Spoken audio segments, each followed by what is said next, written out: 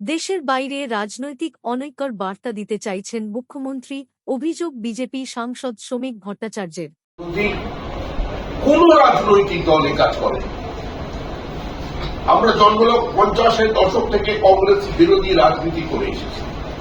ভারতীয় জনসংঘ থেকে ভারতীয় জনতা পার্টি, কংগ্রেসের কোন নেতৃবৃন্দ, শ্রীমতী গান্ধী থেকে শুরু করে শেষে রাজীব গান্ধী পর্যন্ত, নরসিংহ রাও পর্যন্ত বিরোধী অবস্থানে থাকা সত্ত্বেও কোনদিন উত্তর পূর্ব ভারতের কোন উত্তপ্ত অবস্থা নিয়ে কিংবা কাশ্মীর উপত্যকার কোন সমস্যা নিয়ে কেউ কোন মতামত দেননি, কেউ কোন বিবৃতি দেন, কেউ কোনদিন ভারতবর্ষের কোন সমস্যাকে আন্তর্জাতিক আঙিনায় টেনে নিয়ে যাওয়ার বিবৃতি দেন না। অটল বিহারী বাজপেয়ী কোনদিন দিয়েছেন না, কোনদিন ইন্দিরা গান্ধী দিয়েছেন কিংবা রাজীব গান্ধী দিয়েছেন।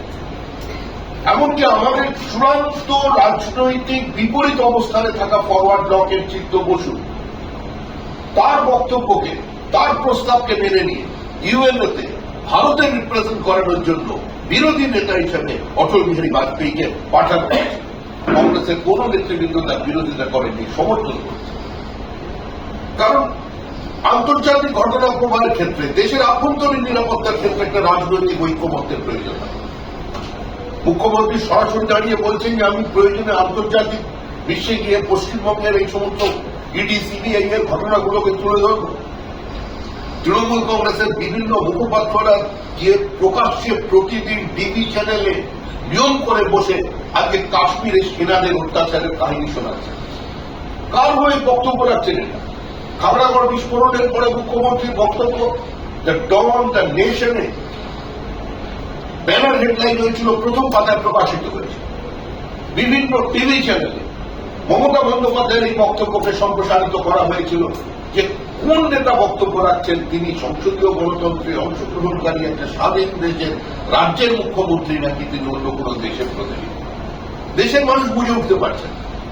আজকে একইভাবে দেখা গেল এই ঘটনাকে কেন্দ্র করে একদিকে মুখ্যমন্ত্রী বলছেন এনআইএ পৌঁছে গেল, পুলিশ জানে না, আর অন্যদিকে পুলিশ সুপার বলছেন যে সম্পূর্ণ তারা জানিয়ে ঘটনাস্থলে গিয়েছিল।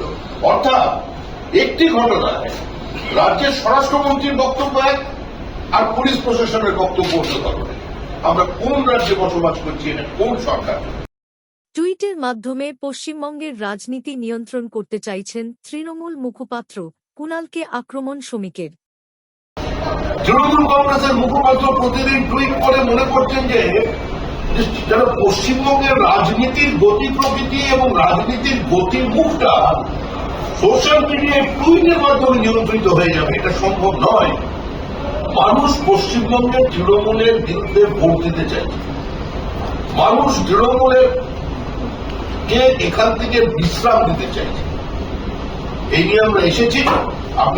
আমাদের একটা খুব অত্যন্ত রাজনৈতিক গুরুত্বপূর্ণ পলিটিক্যালি সিগনিফিকেন্ট একটি জয়েনিং আছে, সেটা আমরা এগুলি আপনাদের সামনে বলবো। তার আগে খুব তাড়াতাড়ি যদি দু একটি প্রশ্ন থেকে করে দিতে পারে। আজকে